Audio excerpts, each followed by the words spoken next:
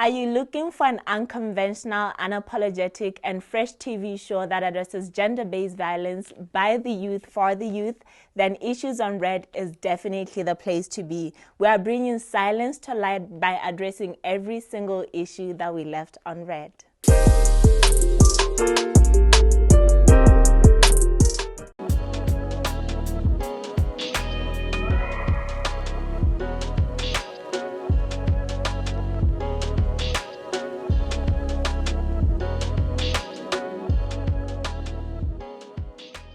Dumelang batho ba mebala. It's another Friday and welcome to the 9 to 5 Hustler.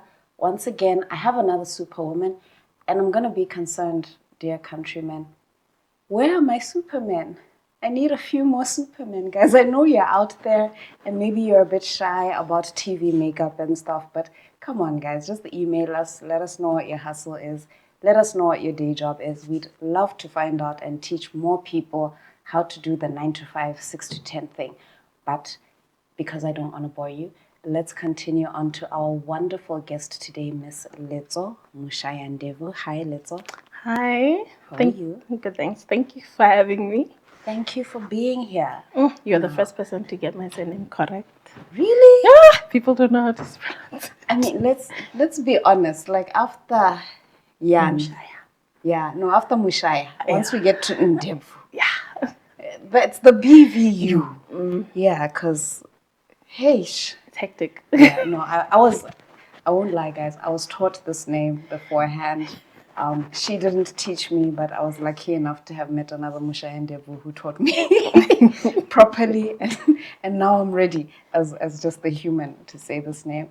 But just so that the people know who you are, can you tell us, like, what do you do as a day job in general? And then what is the 9 to 5 hustle and how do these two worlds meet?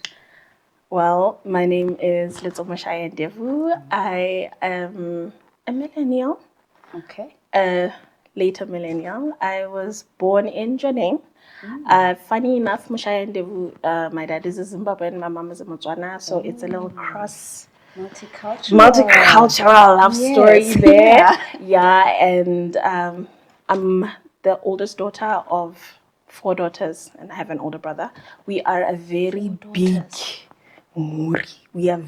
family. Wow. Yeah, my dad's corral is going to be filled. Just not starting with me. What do you mean not starting? No, I've got younger sisters that can take that role. Me, I'm still hustling. Funny, here I am as the younger sister telling my older sister, no, go ahead. Get married, have the babies, do it. No. The youngest must lead. We have opened the door. They must follow through. I graduated with a degree in international business. I have an associate degree in business management. I was blessed to start working in the financial industry in 2014. Okay. And that was 3 months after I graduated. So nice. The God my mother prays to. Yeah. Hallelujah. I smelt the superwoman in you. The superwoman. Yeah. And I've been blessed. I got into the financial industry originally as an intern, as a debt collector. Okay. And then I managed to find another small position as a lead generator. Nice. And then from there, I progressed to become a customer service advisor up until the role that I am now, which is a schemes team leader. And it's a very fulfilling role. Very hectic, very stressful a little bit, but I love it. Finance is one of the places I'd love to be, and it's the hill I will die on. I love finance. This is the industry that I want to retire in after 30 or so years, but hopefully not that long. Yes, and on a regular day, because I live far out, I don't live in Gaborone, I live in Kopo. So my day starts at 5:30. So yeah, my day starts really, really early. I wake when the cock crows. Okay. So when it goes cuckoo, that's me waking up. 5:30, start my day. Okay. And every day started with a prayer. God first. And nothing in this world I could achieve or nothing in this world can be done without God for me. So God first. bless myself, bless my day so that things can go well. Most of the time, not everything goes well, but it is what it is. It is life. Then I get... Wait 1 second. Yeah. Let me just quickly let my viewers just go get some water. Yeah. And then they can come back because I think they want to be able to sit and fully focus on how your day works working in financial services and still running a business. Hi, Bo. Okay, I'm guys. tired. We'll be right back on the 9 to 5 Hustler.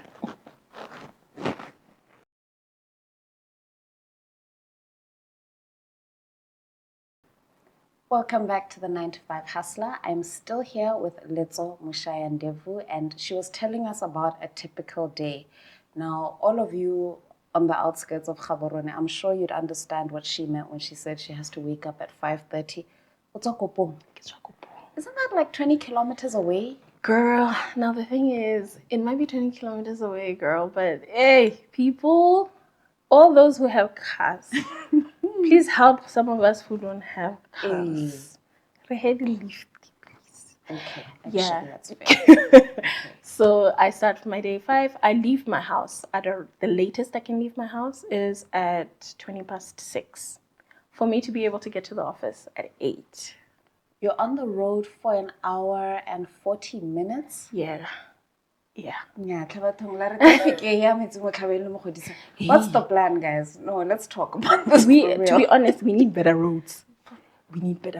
Yeah, it We can't be. need better roads because there's only one road in and out, and that's the A12. Yes. It needs to change. We need better roads. No, it really does need to Whoever can do us the roads, please. That's what we need or now. at least add some extra sections because it can't be here to Palape time, but 20 kilometers. No, guys.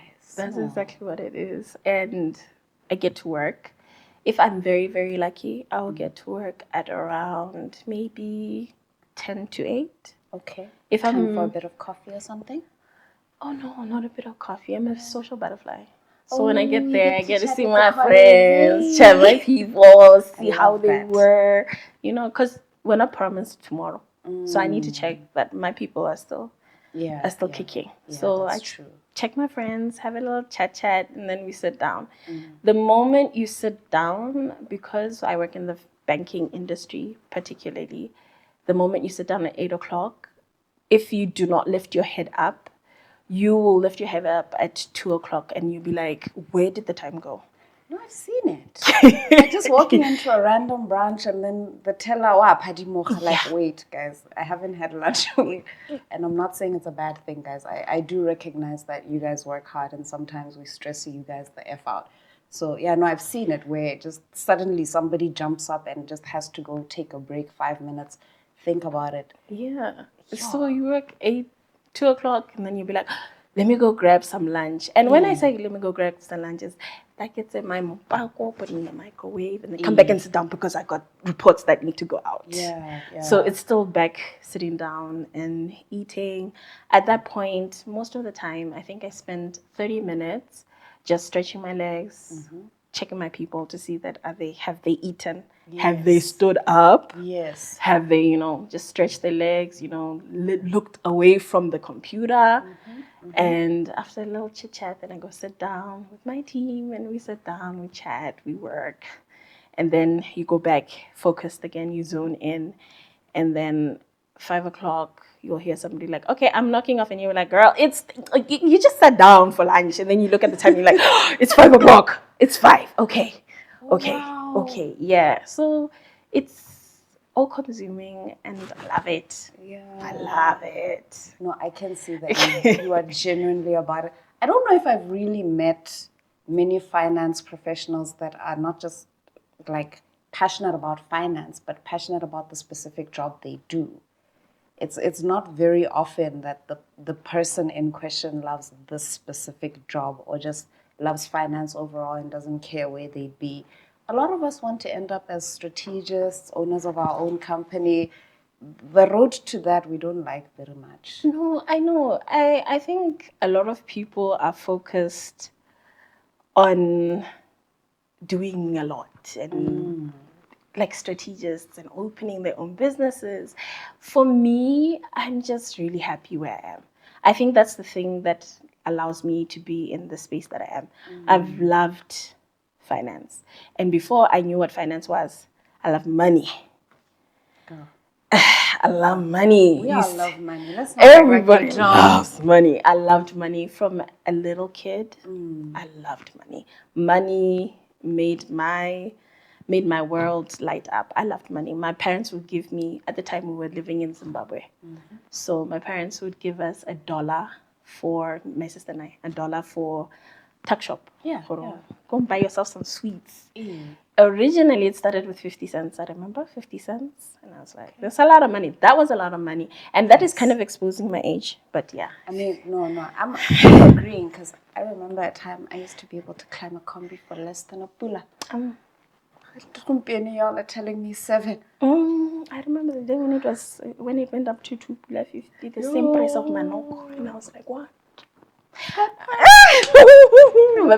Exposing age here. Yeah, unfortunately, we're telling people where we're from. Yeah. Yes, So I remember we got a 50 cents and it was on a Monday. And then my parents would give us another 50 cents on like a Wednesday. Okay, now you got And I'll be like, okay, let me hold this 50 cents. And then I get a 50 cent on a Wednesday and I'm like, ooh, $1. Yes. And I was like, oh no, this Even money's, more. I need some more. Yes. Then Friday, my mom will be like, no, here's 25 cents for you just to Extra to $1.25. And I was Come like, on. $1.25, I'm going to blow this. And I would blow. Yes. On my friends, I would blow. Yes. The amount of cavities that were developed In that time. period. I really feel that. I mean, my grandmother at least had the sense to keep the sweets in the house and hand them to us and maybe give us that 2 pula to get a Coke or some juice or some chips. But yeah. Yeah, no. I think those were the days. And it was also different because kids, you know, when you give a kid money, she gonna blow it the same day. And they don't think about tomorrow. That's true. For me now, because I loved money. You wanted to hold it. I want to hold it like a dragon with my hoard. Yes. And just hoard it and hoard it and hoard it. Yeah, that's how rich people get rich, to be honest. That is how rich they hold on to their money. Yeah, but then the problem was now I didn't know how to invest it. Imagine if I had invested it when I was back then. We wouldn't be talking about this right now. Actually, you might have a whole gold house by now. But I think a lot more of us got that type of money growing up than we'd like to admit. I mean, I know at some point my father was intentionally giving me, I think at the time it was 30 pula, which was well more than I needed to go to the tuck shop for lunch at school, well more than I needed to take public transport home. But for some reason, Letso, that 30 pula would be gone. When I wake up on Saturday, it's gone. Oh, it's gone. On pies, on drinks. And sometimes I'd have the energy to walk to the station and meet him at his office, but still, that 30 pula, it was gone. It's gone. No, but I think it's very, very important that we have a better relationship with money. And I do know that that's actually why we started Budgee. I'm going to let you get into that, but guys, I need you to go drink water again because we're going to keep learning. And if you're from my era and you remember a time you were on a combi for less than 1 pula, hi. We'll be right back on the 9 to 5 Hustler.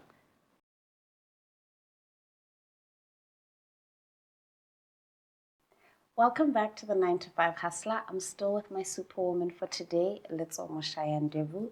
Now, for all of those who work in the financial sector, you feel what she's been saying. And then, you know, for all of those who are looking at the end of YDF opportunities, you also feel what we're saying. But at the end of the day, what we've come to figure out is that perhaps some people needed to get their little pocket money and then save it further. I know I did. Even allowance, guys. Let's not pretend that when allowance would visit us, we did the right thing and saved. Some of us did, but a lot of us did not. And so, can we get into Budgee? Okay. As Let's make sure. the logo, it's a little bird. It's a Budgee. Oh. It's now a I get it. Yes, it's a Budgee. Yeah. It's a bird. So going to Budgee, it actually started a long time ago, but it didn't have feet. It was just something that was in me, as I mentioned before. I just liked money. I Yeah. like seeing money grow. Yeah. I like to say to my siblings that there are two types of people in the world. People who like to use their money, and Guilty. other people who like to watch their money grow. Yes. So I had the habit of, when I started getting my allowance, I'd always save like 500. Save 500, and then I'd spend, at the time it was 1.4. I remember I got the 1.9 once. I was I was so mad. I got it like to this day, somewhere between our cousin, our current president, and our former Minister of Education. Guys, can we just have a chat about why y'all took away the 1.9? Yay, guys. Hi, guys. Yeah, that was hectic. 1 month and then it was done. Nah, 1 month it was done. And I was like, no, it's cool. I can live with 1.4. And then it got 1.4. And I was like, no, it's cool. Because I still stay with my parents. I just need money for transport, really. Yeah, so then I was like, okay, no, let me just save the 500. And I was just like, 500. And then I was like, open account? No. I was like, whatever, I'll just keep it there. It grew. And then I left work. Then I left school. And what does it mean? I have no money. Yeah. But Except what you saved. Except what I saved. And I was like, that's a pretty, what is it? Not 6,000 a year if you're consistent. Hi. You get the thought. That's like 20 over 4 years. Okay. So I was it. like, okay, no, I have a little something. And then that was the money that I used to print out my CVs and drop for my job applications and all that stuff. Brilliant. That was the money I used. Brilliant. I like it. Guys, I hope you heard that. Okay. Save money. If you're in school right now, you better save something from that 1.4, that 900, and then use it to print your CVs and get them out to the workplace. Yeah. I love that. And then my little sister went to university. Okay. And I was like, I cannot be a big sister and let my sister go like that. So I turned to her and I was like, girl, set a stop order and put it in a savings account. And that is where Budgee started. Where now I was providing financial literacy to the next generation. Yeah. I started with my sister and I was like, just save a little money on the side. I was gone through my money now. I had blown through my money, but then I had already developed that habit from primary. So I already have the habit of saving. Yeah. So as I was working, I was saving to the point whereby I saved over 6 figures. Yeah. 1, 2, 3, 4, 5, 6. 6 figures.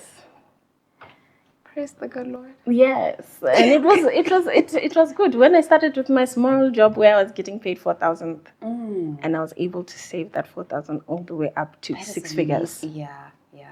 And my little sister, and she was doing, and she's like, I don't understand why you're making me do this. And I was like, you'll understand. You'll thank yourself in the future. Yes, that's true. And when she graduated, she was able to use the money that she had saved. She had saved over 15,000. And she was able, I know. I was like, wow. Yes. This is, pass on the baton. I was and like, she held on to it. And she held on. And I was like, wait, this is good. My advice is pretty good. And I was like, okay, no, it's no biggie. But Budgee was just on my back. Yeah. And she was just on my back. And she's like, can you please? And then finally I was like, okay, fine. I'm going to do Budgee properly now. Yes. And I had a little test group of mine overseas. Oh. Yeah, I had a little test group where I was teaching people how to budget overseas, because it's different. It's different overseas than it is in Botswana. Yes. And you really need to know where your money is going for you to be able to understand how you're going to live and everything like that. Yeah. So I Here managed. You can get away with You can get away with a few things, because you can tend to mommy and say, Mama, compare 10 pula. It's the one thing I really worked on very hard in my 30s. I made it a point, and I'm very proud to say I rarely ever ask my parents for anything now. Whew. Yeah. Lord, I was almost that kid who was a nuisance. I know. And I feel like a lot of people also have the habit of doing that, whereby we like to say, I budget. I budget. I budget. But it's a theory. And if you want to know whether or not you budget, if halfway through the month you turn to your friend and say, "Ke kopa o nkadime 500 pula gore ke reka mobako," it means that you don't budget. Yes. If you have to turn and ask somebody to say, "Can you please give me 200? Can you please lend me 200 pula for transport?" You don't budget. You lacked the discipline to actually do the work of budgeting. But I also don't feel like when we say discipline, now I'm going too much into budget, but when we say discipline, I feel like it makes budgeting a scarier thing because a lot of people don't like the word discipline. Discipline, in most minds, you associate it with doing something wrong and a punishment. Yeah. But budgeting is not that. I'm trying to change the mentality around budgeting from it being a punishment and more being a roadmap, a guide. Okay. For the way you use your money. Make your money work for you. If you're somebody who likes going out, having a good time, make your money do that for you. If you're somebody who likes going for events and stuff, make your money work for you. You already know that a ticket is around 300 pula. So budget every month 300 pula for you to be able to go and enjoy that. If you know that a 6-pack of Belgravia dark cherry is 120 bucks. All of that, guys. You just save like for each week. If you're somebody who likes drinking every week, just times that by 4. That's 480 bucks. Yeah. In your budget. So, I guess, would it then be safe to maybe say instead of discipline, we could say like consistent? Yeah. Okay. We just lack the consistency. Yes. Okay. Yes. So guys, we're not ill-disciplined. We're just not consistent enough to be able to follow some rules. But I think we can also get there. Let me give them another 2 minutes. Please go drink some water. We will be right back on the 9 to 5 Hustler. I'm going to get you learning. Today, we're going to budget. By next month, all of us will be ready for December.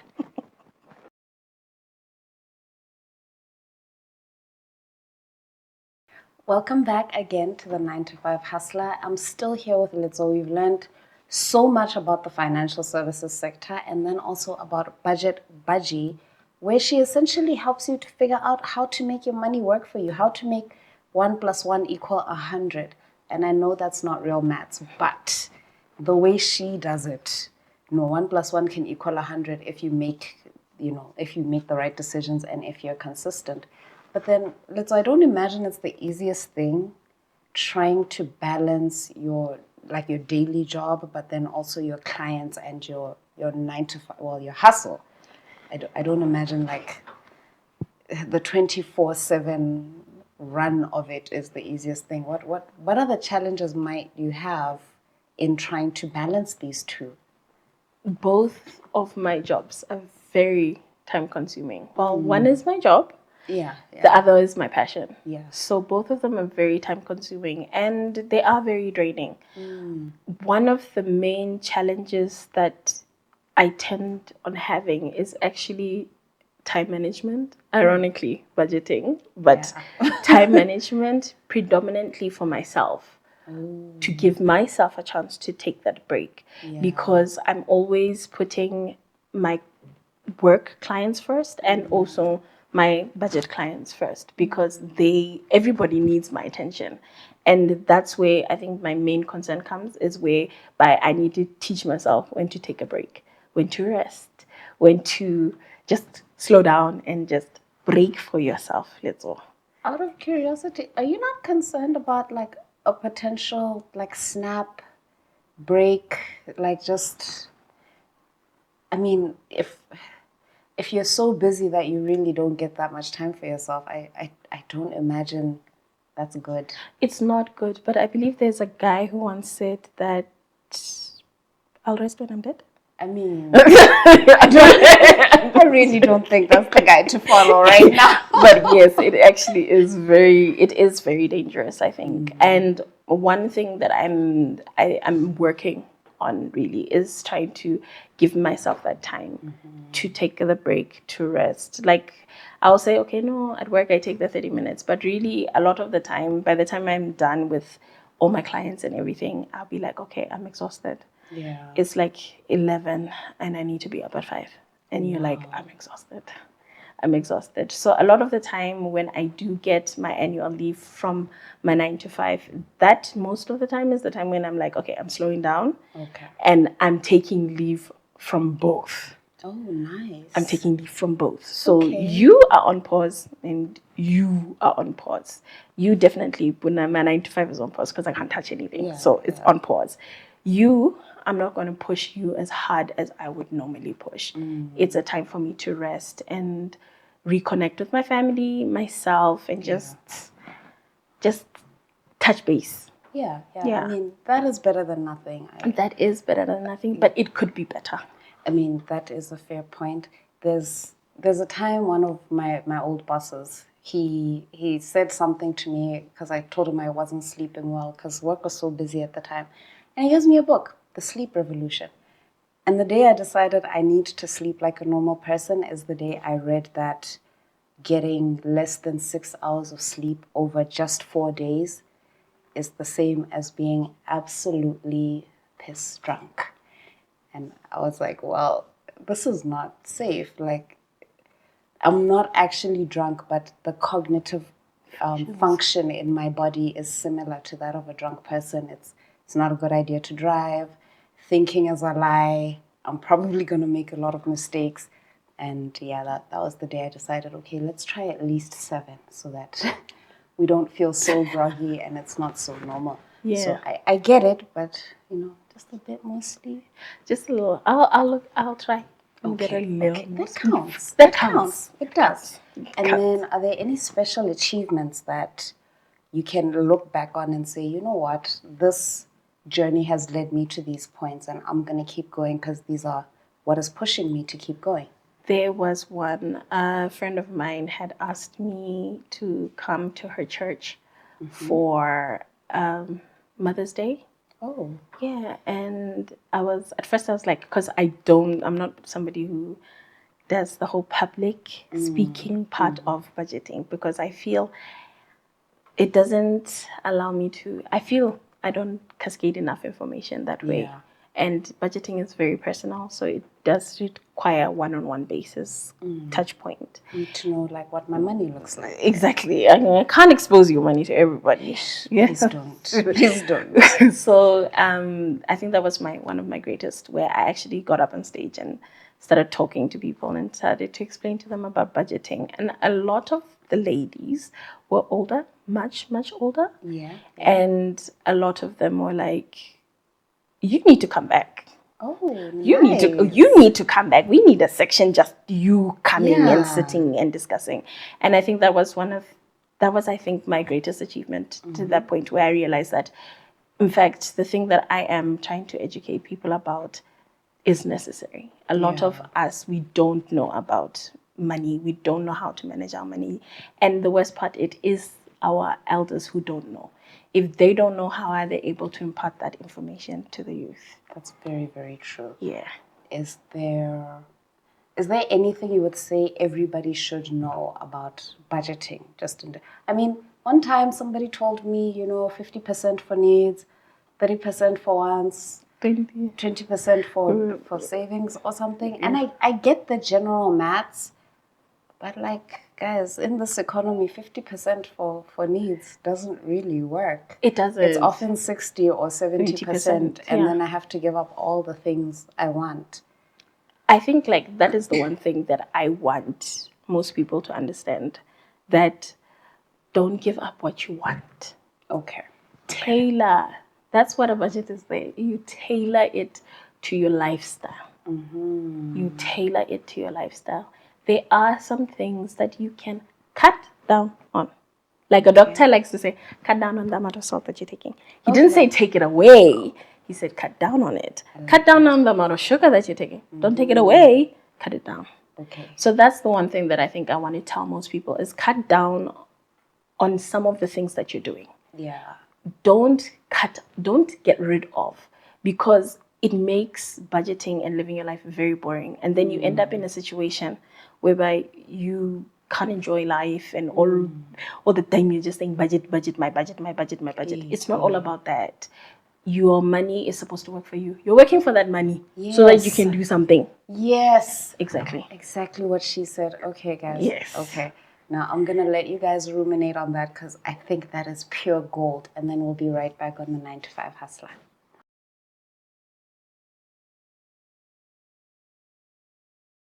But Bala, unfortunately, as you know, it's a Friday. And like, I'm looking extra cute today. I'm trying to go somewhere after this. But before I actually let Letso go, because I really, really think she's given us such insightful information, let me just ask her how you guys can reach out to her, because I'm going to. I need to learn how to be consistent with my budget. So, where do I find you and how do I get in touch with Budgee? I'm very lucky because I'm on all platforms. I'm on Okay. Facebook, I'm on Insta, I'm on TikTok. Budgee. Budgee. Yes, and if you want to call us, it's the number's also on WhatsApp. It's 73 Okay. 25 76 77. Are there hours I should not be trying to contact you? Yeah, because of today, Yes. you cannot contact me after 10 o'clock. Fair point. Kana, it's night time. It's night time. It's night time. Not after after 10, guys. It's Not for after- grown-ups. It's for grown-ups. It's for me Yes. to sleep. Actually, we all just need a bit of sleep. We just need a bit of Just sleep. a little bit. After Yeah. my Friday, I will sleep, guys. No. It's on Sunday. On Sunday? I got a Friday. Okay. Friday good time. Saturday good time. Okay. Saturday sleepy. On Sunday, we sleep, but we make sure that we drink lots of water and eat lots of fruits in the middle of that. Exactly. Is there anything else that the people need to know before I let you go officially? One thing, guys, please remember, budgeting is not a punishment. It's Yeah. not a punishment. It's not. It's not. It's a roadmap. Think of it like what my sister said. Mindset change. I mean, it's not that easy. I know you know that. Like, during the break, she told me I need to start buying like 4 slices of cake and try buy 2 because at least I can, figure out how to budget for 2 without breaking the bank. But that's why it's cake. I know. I really have to do that? Yeah, now imagine not having cake. Actually, that's how it would be a punishment, You see? right? You Okay. see? So I don't deprive myself of my favorite things. Don't. I just pick and choose carefully what I can actually fit in this month after I've paid for the important things like motlakase, rent, water, petrol, yes. Yeah, all those. And savings, actually. I think savings should be first. Somebody once told me you Pay save yourself. first. You pay yourself first. I mean, when you put it like that, you make it sound like I can take the money tomorrow. You can take the money tomorrow, but the tomorrow is like in 20 years. Okay. You see? Pay yourself in 20 years first. Not like in 20 years, but like pay your yourself. savings first so that you can use it in 20 years, guys. Please don't wait 20 years to make a savings. Okay, no, thank you very much, Letso, for coming. I've learned a lot, and I hope my viewers have also learned just as much. Thank you so much for having me. I had a great time. Okay, no, it's good to know. If you want to know more about the 9 to 5 Hustler, please just email us on dumelang@Mebala Youth Studios. We'd be happy to have you learn more about your industry and your hustle. But until next week, guys.